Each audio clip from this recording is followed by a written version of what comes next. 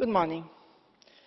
The euro area is the engine of the European economy, and the euro needs to deliver growth and jobs in order to deliver much stronger support to the European project.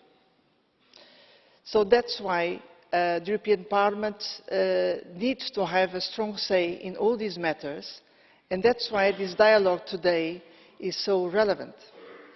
Welcome, Mr. President of the Eurogroup and Mr. President of the European Commission, and also the Vice President of the European Commission in charge of the Eurozone.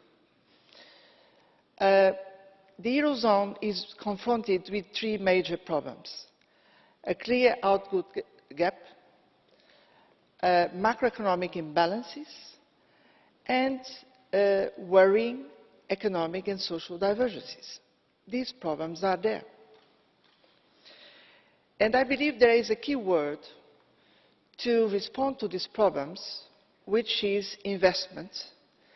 Investment turned to the future and investment with a European scale.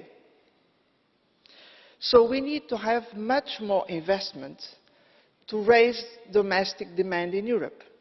Success in exports is positive, of course, but we cannot only rely on exports. That's why we believe that this aggregate fiscal stance should be used to identify clearly the investment gap we have in Europe and to organize member states to share their effort to address this investment gap. And then, when it comes to macroeconomic imbalances, we need to ask particularly member states with a surplus in the current account to provide more effort to invest for their own benefit, because otherwise the macro imbalances will rely only on the effort with member states which have a deficit, and this means for them to reduce wages, demand and jobs.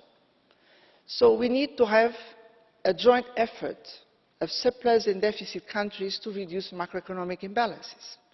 And then we have the problem of divergences, because again we need to have investment in all members of the Eurozone to push for upward convergence.